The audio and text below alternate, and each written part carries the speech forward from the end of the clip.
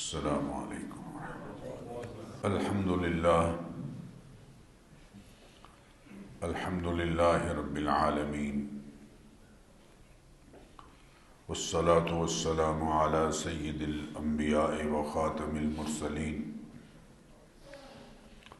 وعلی آلہ وصحبہ ومن تبعہم بإحسان الی یوم الدین۔ اما بعد فاعوذ باللہ من الشیطان الرجیم، بسم اللہ الرحمن الرحیم۔ یا ایہا الذین آمنوا کتب علیکم الصیام کما کتب علی الذین من قبلکم لعلکم تتقون۔ وقال رسول اللہ صلی اللہ علیہ وسلم: من صام رمضان ایمانا واحتسابا غفر له ما تقدم من ذنبه ومن قام رمضان ایمانا واحتسابا غفر له ما تقدم من ذنبه او كما قال علیہ السلام۔ صدق اللہ وصدق رسولہ النبی الکریم۔ محبت سے درود شریف پڑھ لیجئے سب حضرات۔ اللہم صلی وسلم وبارک علی سیدنا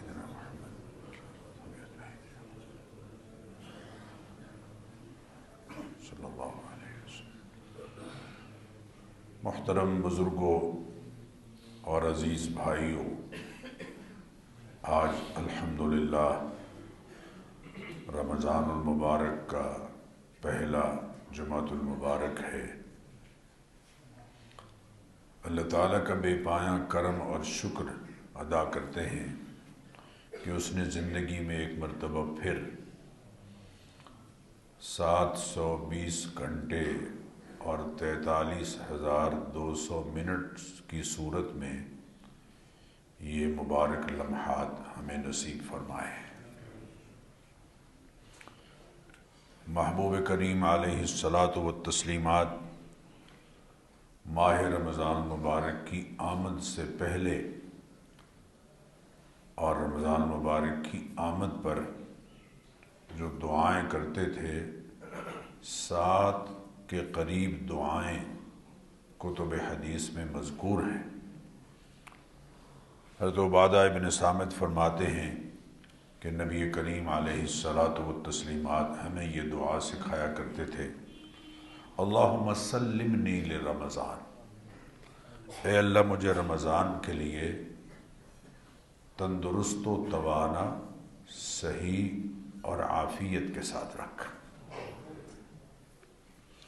وسلم رمضان علی، اور رمضان کو میرے لیے صحت اور سلامتی والا بنا۔ وسلمہ لی متقبلا، اور رمضان کو میرے لیے سلامتی کے ساتھ قبولیت والا بنا۔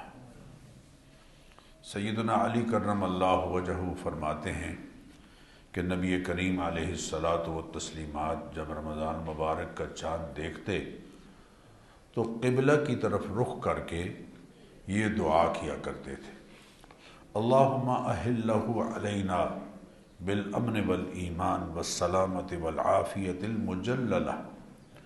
اے اللہ اس چاند کو ہمارے لیے امن و سلامتی، امن و امان، سلامتی اور عافیت دارین کے ساتھ نکلا ہوا چاند بنا۔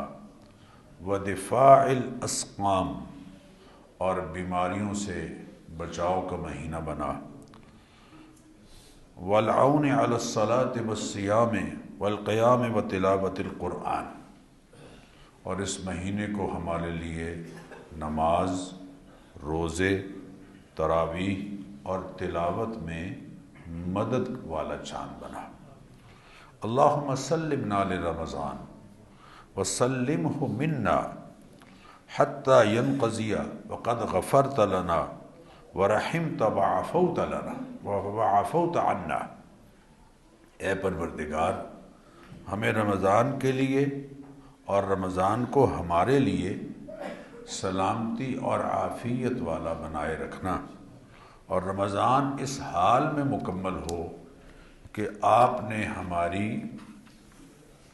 خطائیں، ہماری بخشش فرما دی اور ہم پر رحم فرما دیا، اور ہمارے قصور معاف کر دیے ہوں، اللہ اپنے کرم سے ہم سب کی طرف سے یہ دعائیں قبول فرمائے۔ تاریخی حوالے سے بھی ماہ رمضان مبارک مسلمانوں کے ہاں بڑا اہم مہینہ ہے۔ سورہ علق کی پہلی 5 آیات کی صورت میں وحی کے نزول کا آغاز نبوت کے پہلے سال ماہ رمضان مبارک میں ہوا ہے۔ شہر رمضان الذی انزل فیہ القرآن انا انزلناہ فی لیلۃ القدر۔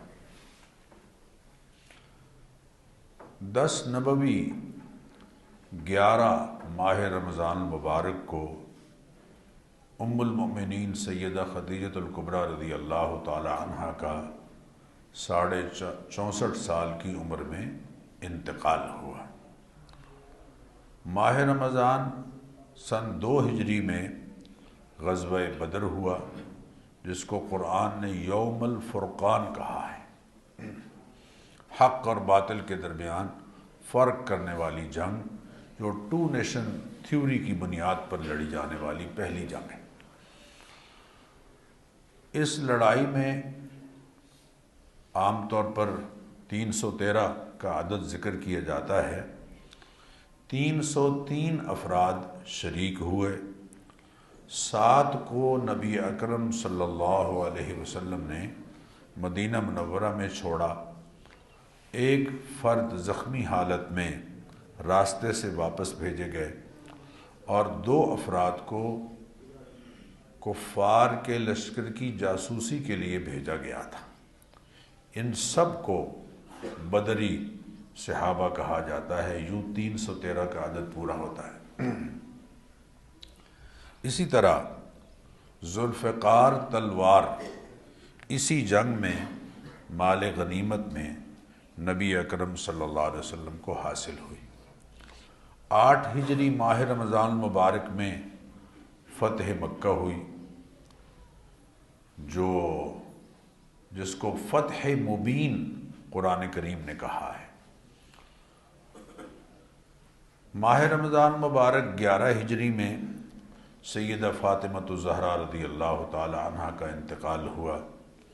ماہ رمضان 32 ہجری میں دور عثمانی میں سیدنا عثمان رضی اللہ عنہ کے دور میں 86 یا 88 سال کی عمر میں حضرت عباس، جو نبی اکرم صلی اللہ علیہ وسلم کے چچا ہیں، ان کا انتقال ہوا۔ حضرت عثمان رضی اللہ تعالی عنہ نے ان کی نماز جنازہ پڑھائی، اور حضرت عبداللہ بن مسعود رضی اللہ تعالی عنہ نے ان کو لحد میں اتارا۔ ماہ رمضان 40 ہجری میں سیدنا علی کرم اللہ وجہہ کی شہادت ہوئی، اور ماہ رمضان مبارک 58 ہجری میں ام المؤمنین سیدہ عائشہ صدیقہ رضی اللہ تعالی عنہ کا انتقال ہوا۔ گورنر مدینہ سیدنا ابو ہریرہ رضی اللہ تعالی عنہ نے ان کی نماز جنازہ پڑھائی۔ اور ماہ رمضان 92 ہجری میں طارق بن زیاد نے اندلس اسپین سے جنگ کا آغاز کیا۔ اللہ تعالیٰ کا ہم سب پر کرم ہے کہ ماہ رمضان مبارک کے حوالے سے خود محبوب کریم علیہ الصلاۃ والتسلیمات نے ہمیں چند ہدایات دی ہیں۔ پہلی ہدایت جسے میں ذکر کرنا چاہوں گا وہ یہ کہ نبی اکرم صلی اللہ علیہ وسلم نے فرمایا کہ اس مہینے میں گھر والوں پر کھانے پینے میں وسعت اور فراخی کی جائے۔ گھر والوں پر کھانے پینے میں خوراک کے حوالے سے وسعت اور فراخی کی جائے۔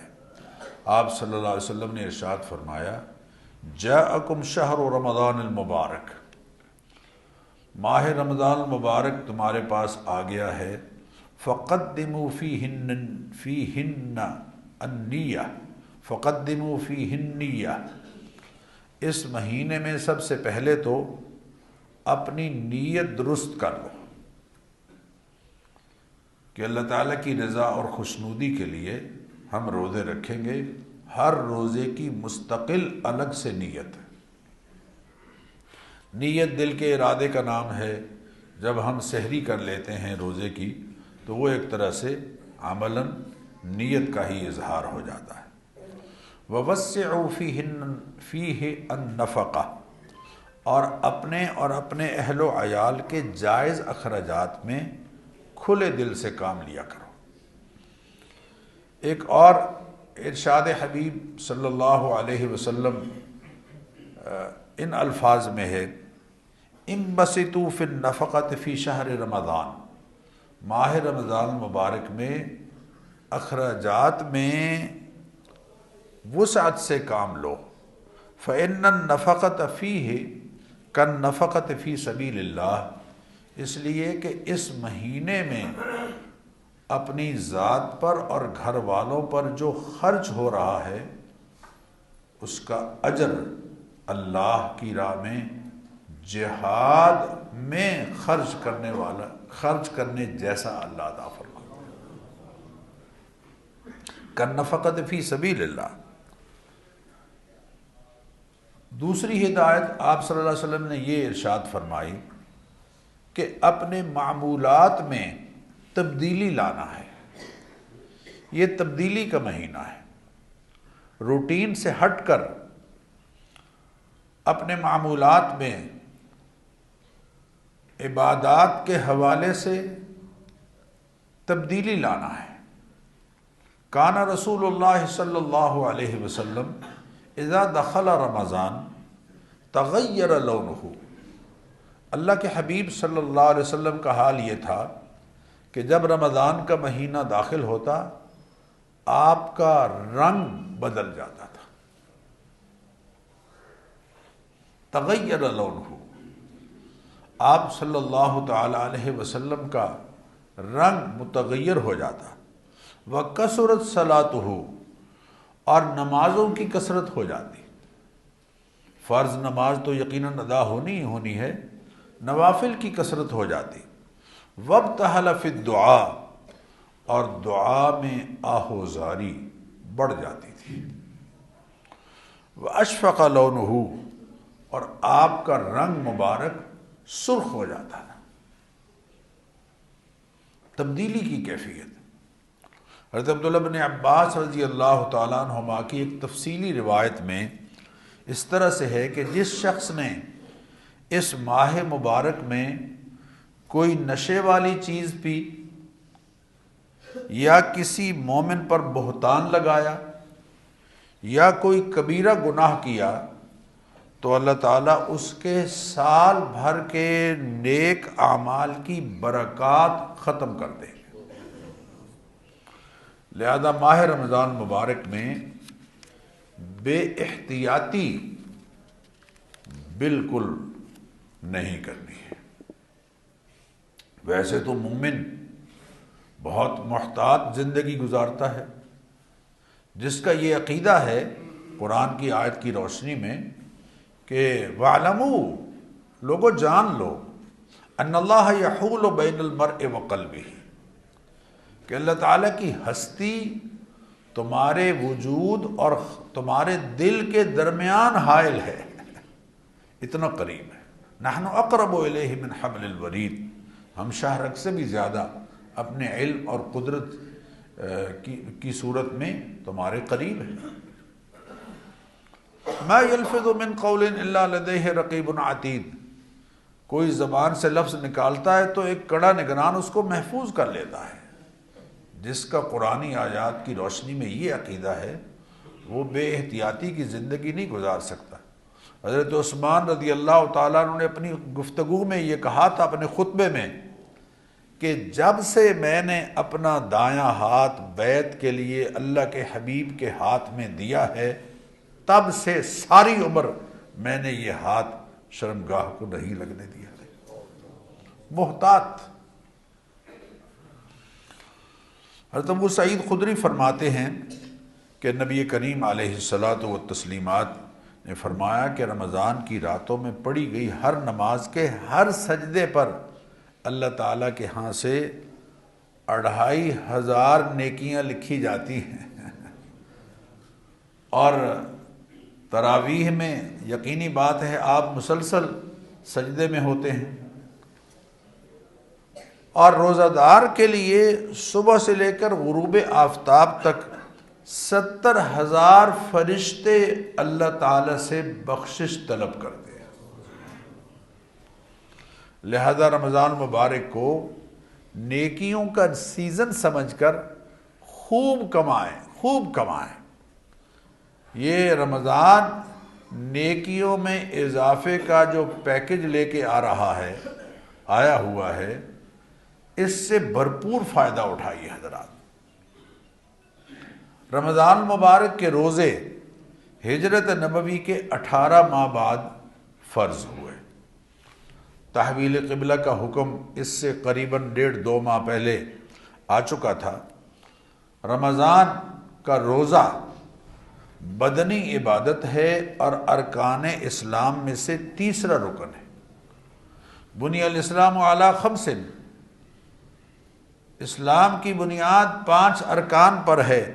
شہادت اللہ الہ الا اللہ وان محمد الرسول اللہ، سب سے پہلے تو کلمہ شہادت ہے، واقام الصلاۃ، اور نماز کی پابندی ہے، وایتاء الزکوٰۃ، زکوٰۃ کی ادائیگی ہے، والحج، اور حج ہے، وصوم رمضان، اور رمضان کے مہینے کے روزے ہیں۔ چنانچہ ارشادات نبویہ اور قرآنی آیات کی روشنی میں روزے کی فرضیت اجماع امت سے ثابت ہے، قرآن سے، حدیث سے اور اجماع امت سے ثابت ہے۔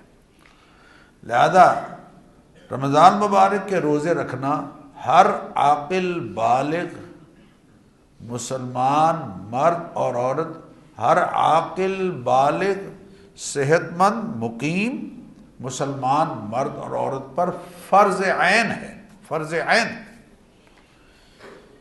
رمضان کے روزوں کی فرضیت کا انکار کرنے والا دائرہ اسلام سے خارج ہو جاتا ہے۔ جو لوگ یہ کہتے ہیں کہ جی رمضان کے روزے وہ رکھیں جن کے ہاں راشن نہیں ہے، خوراک نہیں ہے، وہ کفریہ کلمہ کہہ رہے ہیں۔ اور چونکہ قرآنی آیات کا اور صحیح احادیث کا انکار ہوگا، اس لیے یہ کفر ہے، اور بغیر شرعی عذر کے رمضان مبارک کے روزوں کو چھوڑنے والا کبیرہ گناہوں کا ارتکاب کر رہا ہے۔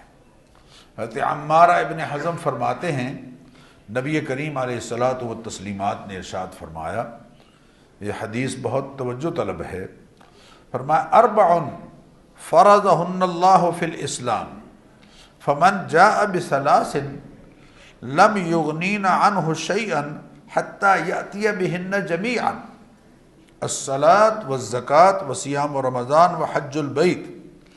اللہ تعالیٰ نے اسلام میں 4 چیزیں فرض کی ہیں، جو شخص ان میں سے 3 کو ادا کرے، جو شخص ان میں سے 3 کو ادا کرے تو وہ اس کو پورا کام نہیں دیں گی جب تک کہ سب کو ادا نہ کرے۔ اور وہ 4 چیزیں کون سی ہیں؟ نماز، زکوٰۃ، روزہ اور حج۔ یہ مکمل پیکج ہے اور اسے مکمل ادا کرنا ہے۔ اور اللہ تعالیٰ نے ان اعمال کو بہت سی کمیوں کمزوریوں میں کفارہ بنا دیا ہے۔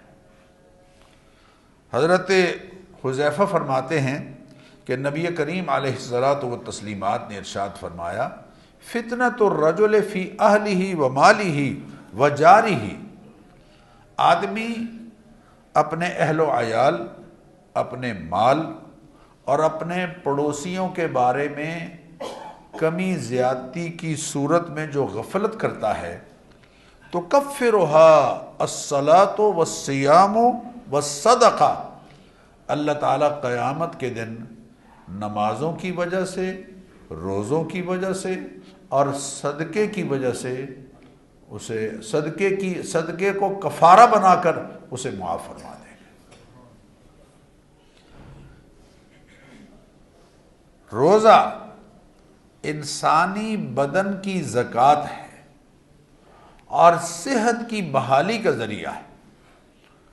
نبی اکرم صلی اللہ علیہ وسلم نے فرمایا لِكُلِّ شَيْءٍ زکوٰۃ وَزَکَاةُ الْجَسَدِ الصَّوْمُ، ہر چیز میں اللہ تعالیٰ نے زکوٰۃ کا نظام رکھا ہے، اور جسم کی زکوٰۃ روزہ ہے۔ یہی وجہ ہے کہ آج کا جو جسمانی حوالے سے ماہر ڈاکٹر ہے، مسلمان ہو یا غیر مسلم، وہ روزے پر اصرار کرتا ہے۔ اور یہ جو مہینے میں 3 روزے رکھے گئے ہیں حضور اکرم صلی اللہ علیہ وسلم کی سنت کے طور پر ایام بیز کے، اس سے انسانی جسم جو ہے اس کا سارا سسٹم اوورہال ہو جاتا ہے۔ آپ صلی اللہ علیہ وسلم نے فرمایا صوموا تصحوا، روزے رکھو، اس سے تمہاری صحت بحال ہوگی۔ وسافروا تستغنوا، اور باہر نکلو، سفر کرو، مالدار ہو جاؤ گے۔ بہت سارے لوگوں کے سفر ان کے لیے کامیابی کا ذریعہ بنتے ہیں، تجارتی سفر۔ حضرت ابو امامہ فرماتے ہیں میں نے نبی کریم علیہ الصلاۃ والتسلیمات سے عرض کیا کہ یا رسول اللہ مجھے کوئی ایسا عمل بتا دیجئے جس سے اللہ تعالیٰ کے ہاں سے مجھے بہت نفع حاصل ہو، اللہ تعالیٰ جس کی وجہ سے مجھے نفع عطا فرمائے۔ تو آپ صلی اللہ علیہ وسلم نے ارشاد فرمایا علیک بالصوم فإنہ لا مثل لہ، روزے رکھا کرو کیونکہ روزے کی کوئی مثال نہیں ہے، روزے رکھا کرو۔ صرف رمضان مبارک کے روزے نہیں، باقی ایام میں جو نفلی روزے ہیں وہ حضور اکرم صلی اللہ علیہ وسلم کی سنت کے حوالے سے ہمارے لیے رہنما ہیں۔ میرے بزرگوں اور دوستو، روزہ دار سویا ہوا ہو تب بھی عبادت کا اجر اللہ اسے عطا فرما رہے ہوتے ہیں۔ بہت خوبصورت بات فرمائی کہ نوم الصائم عبادت، روزہ دار کی نیند بھی عبادت ہے کیونکہ روزہ چل رہا ہے اس دوران۔ وصمتہ تسبیح، اور اس کی خاموشی بھی تسبیح ہے۔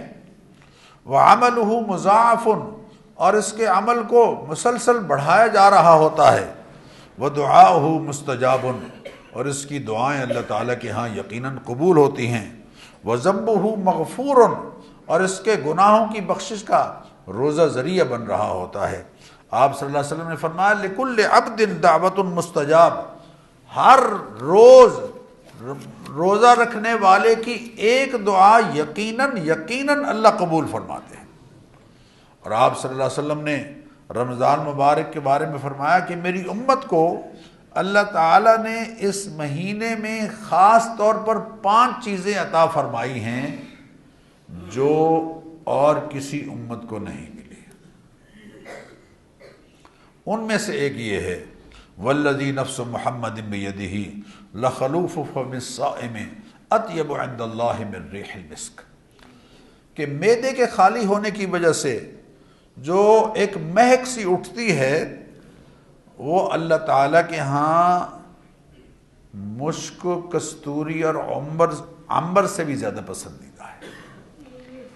اور دوسرے یہ کہ روزہ دار کے لیے دریاؤں کی مچھلیاں تک بخشش کی دعا کرتی ہیں، اور یہ دعا افطار تک کرتی رہتی ہے۔ سبحان اللہ۔ اور تیسرے یہ کہ اس کے لیے ہر روز رمضان کے مہینے ہر روز جنت سجائی جاتی ہے۔ اور چوتھے یہ کہ شیاطین کے سرغنے اس میں گرفتار ہو جاتے ہیں، شیاطین کے سرغنے گرفتار ہو جاتے ہیں، لیکن اس کے چیلے ذخیرہ اندوزی کی صورت میں اور منافع خوری کی صورت میں، بعض تاجروں کی شکل میں پھر بھی اپنا کام جاری رکھتے ہیں۔ نفس تو پھر بھی موجود رہتا ہے نا جی۔ اور رمضان کی آخری رات، اللہ کے حبیب نے فرمایا رمضان کی آخری رات روزہ داروں کے لیے بخشش کا اعلان کیا جاتا ہے۔ میرے بزرگوں اور دوستوں، رمضان کا روزہ اسلامی برادری میں مساوات کا درس دیتا ہے،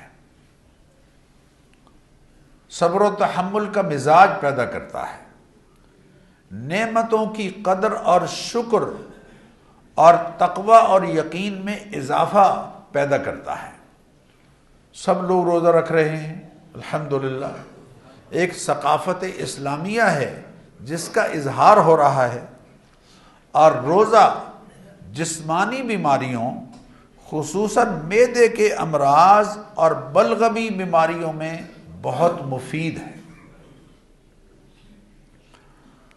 روزے کا انسان کے نظام انہضام یعنی ہاضمے کا جو نظام ہے اور خصوصاً جگر پر خاص مفید اثر ہوتا ہے۔ معدے، آنتوں، لبلبہ اور لعابی غدود وغیرہ کو آرام ملتا ہے۔ اسی لیے میں آپ سے درخواست کروں گا کہ افطاری کو 3 مرحلوں میں تقسیم کریں۔ لوگوں کو یہ غلط فہمی ہے کہ جناب اگر 3 پراٹھے کھائیں گے تو ایک تو ظہر تک چلے گا اور دوسرا عصر تک چلے گا اور تیسرا مغرب تک چلے گا، یا اگر گھٹا گھٹ پانی پی لیں گے تو وہ پانی جو ہے وہ دیر تک رہے گا۔ بالکل ایسا نہیں ہے، بالکل ایسا نہیں۔ اس لیے افطاری کو 3 حصوں میں تقسیم کریں۔ پہلے مرحلے میں اذان ہوتے ہی کھجور اور دودھ کے ساتھ یا ہلکے مشروب کے ساتھ اس سے افطار کریں، اور تھوڑے سے پھلوں کی چاٹ وغیرہ اگر لینا چاہتے ہیں لے لیں۔ اس کے بعد نماز کے آدھ گھنٹے کے بعد پھر کھانا کھائیں، اور عشاء کے لیے آنے سے پہلے چائے پی لیں۔ اگر اس طرح سے آپ ترتیب رکھیں گے تو آپ کو بڑی آسانی ہوگی۔ میرے بزرگوں اور دوستوں، جگر، انسان کا جو جگر ہے، کھانا ہضم کرنے میں اپنے کردار کے علاوہ 15 مزید عمل کر رہا ہوتا ہے۔ انسان کا جگر 15 مزید عمل کر رہا ہوتا ہے، لہذا روزے کے ذریعے جگر کو 4 یا 6 گھنٹے یقیناً آرام مل جاتا ہے، جو روزے کے بغیر ممکن نہیں، کیونکہ بے حد معمولی مقدار کی خوراک، حتیٰ کہ 1 گرام کے 10ویں حصے کے برابر بھی معدے میں داخل ہو جائے تو پورے نظام ہضم کا کمپیوٹر چل پڑتا ہے، اپنا کام شروع کر دیتا ہے، اور جگر فوراً مصروف عمل ہو جاتا ہے۔ روزہ جگر کی اس طرح کی مصروفیت سے اسے بچا کر جسم کے لیے مفید دوسرے عمل کے لیے فارغ کر دیتا ہے۔ ہارون الرشید کے دربار میں ایک عیسائی پادری جو بڑا اچھا معالج بھی تھا، وہ آیا اور اس نے بادشاہ سے کہا کہ میں آپ سے ایک بات کرنا چاہتا ہوں۔ میں پوچھتا ہوں کہ تم کہتے ہو کہ قرآن کریم میں تمام زندگی کے اصول اللہ نے رکھ دیے ہیں، بیان کر دیے ہیں، کیا قرآن کریم میں انسانی صحت کے حوالے سے بھی کوئی اصول موجود ہے؟ تو دربار میں علی ابن حسین عالم بیٹھے ہوئے تھے، انہوں نے فرمایا بڑا سنہری اصول ہے، اور وہ چھوٹے سے ایک جملے میں ہے، اور وہ ہے کلو وشربو ولا تسرفو، کھاؤ پیو لیکن اسراف سے کام نہ لو۔ تو اس نے تسلیم کیا کہ یہ گولڈن ایک اصول ہے، اور کیا تمہارے نبی صلی اللہ علیہ وسلم نے تعلیمات کے ساتھ جسمانی صحت کے حوالے سے بھی کوئی اصول بتایا ہے؟ تو انہوں نے فرمایا ہاں، آپ صلی اللہ علیہ وسلم نے فرمایا کہ معدہ تمام بیماریوں کی بنیاد ہے، تم جسم کو وہ دو جس کی اسے ضرورت ہے، اور پرہیز علاج سے بہتر ہے۔ جب یہ بات کہی تو اس نے کہا واقعتاً قرآن بھی مکمل ہے اور حدیث بھی مکمل ہے۔ میرے بزرگوں اور دوستو، یہ روزے سے معدے سے نکلنے والی رطوبتوں میں توازن پیدا ہوتا ہے، رطوبتوں میں توازن پیدا ہوتا ہے۔ اس لیے میں آپ سب سے عرض کروں گا کہ روزہ کھولتے ہی چائے سے اور یہ جتنی ڈرنکس ہیں ان سے پرہیز کریں، خالی معدہ سگریٹ نہ پئیں، معدے کے السر کا شدید خطرہ ہے۔ روزہ آنتوں کو آرام اور توانائی فراہم کرتا ہے، روزے سے دوران خون میں کمی آتی ہے، گردوں کو آرام ملتا ہے۔ روزہ دائمی نزلے، ہائی بلڈ پریشر اور سگریٹ نوشی سے نجات کا ایک بہترین ذریعہ ہے، اور لعاب بنانے والے غدود اور گردن کے غدود اور لبلبہ کے غدود روزے کی وجہ سے آرام پاتے ہیں۔ اور ماہرین کی رائے ہے کہ رمضان مبارک میں عبادات کی کثرت سے انسان کا نروس سسٹم اور اعصابی نظام سکون پاتا ہے اور انسان اعصابی دباؤ سے نکلتا ہے۔ اسی لیے قرآن کریم میں اللہ نے فرمایا کہ وَأَن تَصُومُوا خَيْرٌ لَكُمْ، روزے رکھو، اس میں تمہاری بہتری ہے۔ ایک حکیم نے کہا تھا کہ تمہاری کتاب اور تمہارے رسول نے جعلی نوس کے لیے کوئی طب نہیں چھوڑی ہے، یہ کہہ کر کہ روزے رکھو صحت مند رہو گے۔ اسی لیے ہر عاقل بالغ صحت مند مقیم مسلمان مرد اور عورت پر رمضان کے روزے فرض ہیں۔ میں آپ سے عرض کروں گا، اس پر ذرا توجہ دیجئے کہ بچے اور بچیاں قمری سال کے حساب سے 15 سال کے ہو جائیں تو ان پر روزہ فرض ہو جاتا ہے، بلکہ اس سے پہلے جو ہم خوراکیں بچوں کو کھلا رہے ہیں اس کی وجہ سے بچے آج کل پہلے بالغ ہو رہے ہیں۔ بلوغت کی نشانیاں بیٹیوں میں اور بچوں میں ظاہر ہو جائیں تو ان پر روزہ فرض ہے، لیکن اس عمر سے پہلے بلوغت کی علامات میں نے کہا ظاہر ہو جائیں تو ان پر روزہ رکھنا فرض ہے۔ بیمار روزہ چھوڑ سکتا ہے، حاملہ عورت اور دودھ پلانے والی عورتیں وہ روزہ چھوڑ سکتی ہیں، اور اگر یعنی حمل کو نقصان پہنچنے کا خدشہ ہو تو چھوڑ سکتی ہیں، بعد میں قضا کریں۔ رخص للشیخ الکبیر ان یفطر ویطعم عن کل یوم مسکینا ولا قضاء علیہ، اور اگر کوئی بہت بوڑھا ہے، بزرگ ہے، اور وہ آئندہ روزہ رکھنے سے بالکل مایوس ہو گیا ہے تو اس کے لیے یہ ہے کہ وہ صبح شام کا ایک مسکین کو کھانا کھلانے کی صورت میں یا کھانے کی مقدار کی صورت میں مال بطور فدیہ دے۔ اسی طرح مسافر کو اگر دوران سفر روزہ رکھنے سے تکلیف ہوتی ہے تو وہ روزہ چھوڑ سکتا ہے، بعد میں قضا کرے گا۔ نبی اکرم صلی اللہ علیہ وسلم نے فرمایا من افطر فرخصتہ ومن صام فالصوم افضل، روزے کی یعنی سفر کی حالت میں اگر روزہ چھوڑتا ہے تو اس کو رخصت ہے، لیکن اگر رکھ سکتا ہے تو اسے رکھنا چاہیے۔ ان تینوں پر یعنی جو جس خاتون نے اپنی پریگننسی کی وجہ سے روزہ چھوڑا یا دودھ پلانے کی وجہ سے روزہ چھوڑا یا مخصوص ایام کی وجہ سے روزہ چھوڑا، اور مسافر جس نے روزہ چھوڑا، اور بوڑھا بزرگ جو بعد میں صحت مند ہو گیا، ان تینوں پر قضا کرنا فرض ہے۔ قضا کرنا فرض ہے اگرچہ فدیہ دے چکا ہو۔ فدیہ صرف وہ دے جو روزہ رکھنے سے بالکل معذور ہو گیا ہو اور آئندہ کے لیے مایوس اور نا امید ہو گیا ہو۔ فدیہ اگرچہ ایک صدقہ فطر کے برابر ہے، لیکن بہتر یہ ہے کہ اپنے گھر میں 3 وقت کے کھانے کا حساب لگا کر اتنی رقم ہر دن کے حساب سے دے، ہر دن کے حساب سے دے۔ الا ان فی الفدیۃ یجوز طعام الاباحۃ اکلتان مشبعتان، 2 وقت کا کھانا جو عام طور پر گھروں میں کوئی صاحب لیتے ہیں، اس کے مقدار کے حساب سے وہ صدقہ فدیہ کے طور پر دے۔ فدیہ رمضان مبارک کے شروع ہونے سے پہلے دینا درست نہیں ہے۔ رمضان شروع ہو جائے تو پھر سارے مہینے کا فدیہ دیا جا سکتا ہے، ایک فرد کو بھی دیا جا سکتا ہے اور ایک سے زائد افراد کو بھی دیا جا سکتا ہے۔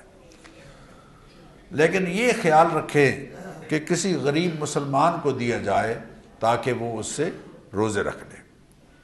کسی ایسے ملک سے کوئی بندہ آیا ہے جہاں رمضان پہلے شروع ہو گیا، جیسے سعودی عرب وغیرہ، تو یہاں آ کر مقامی لوگوں کے ساتھ روزے رکھے گا، چاہے اس کے 31 ہی کیوں نہ ہو جائے، چاہے اس کے 31 ہی کیوں نہ ہو جائے۔ اگر ایسی جگہ گیا جہاں عید 29 روزے پورے ہونے سے پہلے آ گئی، اس کے 29 روزے پورے ہونے سے پہلے آ گئی، تو عید تو مقامی لوگوں کے ساتھ کرے گا اور باقی رہ جانے والا ایک روزہ قضا کرے گا۔ رمضان مبارک کے روزے کے حوالے سے میں نے عرض کیا ہے کہ نیت بہت ضروری ہے، ہر روزے کی الگ سے نیت، اور سحری کھانا یہ نیت کے قائم مقام ہو جاتا ہے۔ ایک بہت ضروری بات جس کی طرف میں آپ کی توجہ چاہوں گا سب کی، وہ یہ کہ ہمارے ہاں اذان فجر کی جو اذان ہے وہ طلوع صبح صادق کے بعد ہوتی ہے، وہ طلوع صبح صادق کے بعد ہوتی ہے، لہذا اذانوں کے درمیان کھانے پینے سے، کھاتے رہنے سے یا چائے پیتے رہنے سے روزہ نہیں ہوگا۔ وہ جو ایک روایت حضرات ذکر کرتے ہیں، وہ دور نبوی میں 2 مؤذن تھے، یہ بات سمجھنے والی ہے۔ دور نبوی میں حضرت بلال رضی اللہ تعالی عنہ پہلی اذان کہتے، وہ اذان لوگوں کو جگانے کے لیے ایک طرح سے ہوتی تھی، جس کو آج کل ہم تہجد کی اذان کہہ سکتے ہیں۔ اس دوران میں کھانے پینے کی یقیناً اجازت، لیکن جو نابینا صحابی ہیں وہ جب اذان کہتے تو ان کو پہلے بتا دیا جاتا تھا کہ اب طلوع صبح صادق ہو گئی۔ اس اذان پر بالکل وہ اذان ہوتی ہی تب تھی جب طلوع صبح صادق ہو۔ آج کل تو منٹوں سیکنڈوں کے حساب سے وقت بالکل واضح ہے، اور ہمارے ہاں جو اذان ہوتی ہے یا اعلان ہوتا ہے وہ طلوع صبح صادق کے بعد ہوتا ہے، لہذا اس اذان کے درمیان کھاتے رہنا بالکل غلط ہے، پانی پینا بالکل غلط ہے۔ اس سے پہلے ہمیں روزہ جو ہے بلکہ 2-3 منٹ احتیاطاً پہلے ہی رک جانا چاہیے۔ جو اس اذان کے درمیان کھائے گا پیے گا اس کا روزہ نہیں ہوگا۔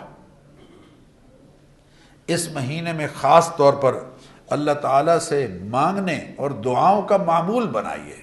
حضور اکرم صلی اللہ علیہ وسلم نے فرمایا، ثلاثۃ، 3 آدمی ایسے ہیں لا ترد دعوتہم، ان کی دعا رد نہیں ہوتی۔ الصائم حین یفطر، روزہ دار جب وہ افطار کر رہا ہوتا ہے، جب افطار کر رہا ہوتا ہے تو افراتفری نہ مچی رہے، بلکہ سب لوگ دعاؤں میں مشغول ہو جائیں، گھر کے افراد۔ والامام العادل، اور انصاف کرنے والا حکمران جو دعا کرتا ہے اللہ تعالیٰ اسے قبول فرماتے ہیں۔ ودعوت المظلوم، اور مظلوم کی دعا بھی اللہ قبول کرتے ہیں چاہے کافر ہی کیوں نہ ہو۔ اللہ اکبر، اللہ یرفعها اللہ فوق الغمام وتفتح لها ابواب السماء، ان لوگوں کی دعائیں اوپر چلی جاتی ہیں، آسمان کے دروازے ان کے لیے کھل جاتے ہیں۔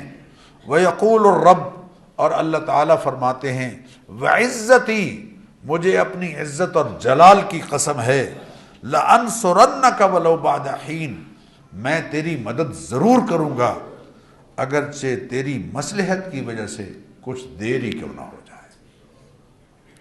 اس لیے غنیمت سمجھیں، نابالغ بچوں کو بھی روزے رکھوائیں بشرطے کہ وہ روزہ رکھ سکتے ہوں۔ بہت چھوٹا بچہ اس کو نہیں، لیکن جو 9-10 سال کی عمر کے بچے ہیں ان کو روزے رکھوانا صحابہ کی سنت ہے۔ ہم میں سے جو میری عمر کے حضرات ہیں ان کے لیے تو ایک بشارت یہ ہے کہ آئندہ ساری عمر ٹھنڈے ہی روزے آئیں گے روزے ٹھنڈے آئیں گے۔ لیکن بچوں کے لیے بھی، جوانوں کے لیے بھی یہ ہے کہ ٹھنڈے روزے، تو بچوں کو روزے رکھوانا صحابہ کی سنت ہے۔ حضرت ابن افرا کی بات صحیح بخاری میں حضرت ربیع بنت معوذ نے نقل کی ہے، وہ کہتے ہیں کہ نصوم و صبیاننا، ہم اپنے بچوں کو روزے رکھوایا کرتے تھے۔ وَنَجْعَلُ لَهُمُ اللُّعْبَةَ مِنَ الْعِهْنِ، اور روئی یا اون کے کھلونے ہم نے ان کے لیے بنا رکھے تھے۔ فَإِذَا بَكَى أَحَدُكُمْ عَلَى الطَّعَامِ أَعْطَيْنَاهُ ذَاكَ حَتَّى يَكُونَ عِنْدَ الْإِفْطَارِ، اگر وہ بھوک کی وجہ سے رونے لگتے تو ہم وہ کھلونا ان کو دے دیتے تھے کہ چلو افطار تک اس سے کھیلتے رہو۔ دیکھیں یہ ہے صحابہ کی سنت ہے۔ اور آخر میں یہ عرض کروں گا کہ روزہ کس چیز سے افطار کیا جائے۔ نبی اکرم صلی اللہ علیہ وسلم نے فرمایا اذا افطر احدکم، جب تم میں سے کوئی روزہ افطار کرے، فلیفطر علی تمر، تو وہ کھجور کے ساتھ افطار کرے۔ کس کے ساتھ؟ کھجور کے ساتھ۔ یہ جو ہمارے ہاں مشہور ہے نا کہ کھجور نہ ہو تو نمک کے ساتھ، یہ غلط مشہور ہے۔ فَإِذَا أَفْطَرَ أَحَدُكُمْ فَلْيُفْطِرْ عَلَى تَمْرٍ، جب تم میں سے کوئی روزہ افطار کرے تو کھجور کے ساتھ افطار کرے۔ فَإِنَّهُ بَرَكَةٌ، اس لیے کہ اللہ تعالیٰ نے اس میں برکت رکھی۔ کھجور، میٹھی کھجور جو ہے وہ جسم میں فوری طور پر محلول ہو جاتی ہے، گھل جاتی ہے، اور جسم کی ضرورتوں کے لیے بہترین ہے۔ فَإِن لَّمْ يَجِدْ تَمْرًا، اگر کھجور نہیں پاتے، فَالْمَاءُ، تو پھر پانی کے ساتھ افطار کرو۔ فَإِنَّهُ طَهُورٌ، اس لیے کہ یہ نہایت پاکیزہ چیز ہے۔ اللہ کے حبیب صلی اللہ علیہ وسلم کا مزاج کیا تھا؟ کان النبی صلی اللہ علیہ وسلم یحب ان یفطر علی ثلاث تمرات، اللہ کے حبیب صلی اللہ علیہ وسلم 3 کھجوروں کے ساتھ روزہ افطار کرنا پسند فرماتے۔ کتنی کھجوریں؟ او شیء لم تصبہ النار، یا ایسی چیز استعمال کرتے افطاری کے لیے جو آگ پر پکی نہ ہو۔ پکوڑے کس پر پکتے ہیں جی؟ اور سموسے جی؟ او ہو، جو بازار سے آپ سموسے خریدتے ہیں وہ تو پتہ نہیں کتنے دنوں کے اس تیل میں تلے جاتے ہیں جو کسی بھی لحاظ سے صحت مند نہیں۔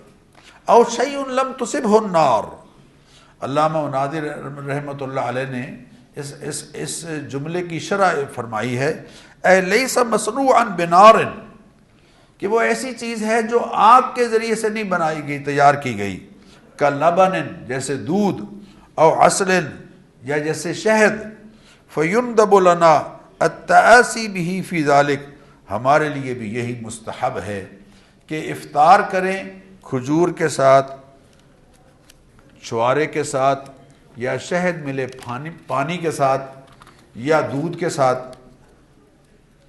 اور تراویح کے بارے میں بھی ایک ارشاد سن لیجئے، نبی اکرم صلی اللہ علیہ وسلم نے فرمایا، حضرت عبد الرحمن بن عوف فرماتے ہیں، ان اللہ تعالی قد افترض علیکم صوم رمضان، اللہ تعالیٰ نے تم پر رمضان کے روزے فرض کیے ہیں، وَسَنَنْتُ لَكُمْ قِيَامَهُ، اور اس کا قیام میں نے تمہارے لیے سنت بنایا ہے، اس کے قیام کو میں نے تمہارے لیے سنت بنایا، یہ میرا طریقہ ہے، میری سنت ہے۔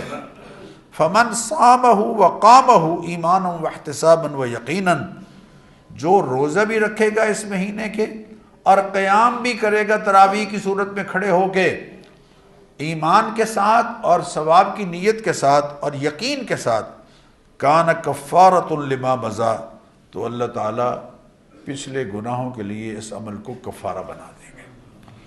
اور ہم اپنے طور پر جو میں کسی اور پر تنقید نہیں کر رہا، لیکن میں چاہتا ہوں کہ ہمارے ہاں جو عمل ہے وہ جابر بن عبداللہ کی اس ارشاد کی روشنی میں ہے کہ خرج النبی صلی اللہ علیہ وسلم ذات لیلۃ فی رمضان فصلی بالناس 24 رکعۃ واوتر بثلاثۃ۔ حضرت عبداللہ بن عباس فرماتے ہیں کہ نبی اکرم صلی اللہ علیہ وسلم کان یصلی فی رمضان 20 رکعۃ والوتر، آپ صلی اللہ علیہ وسلم 20 رکعتیں پڑھیں اور ساتھ میں وتر پڑھا۔ یہ ہمارا جو ہم عمل اختیار کرتے ہیں۔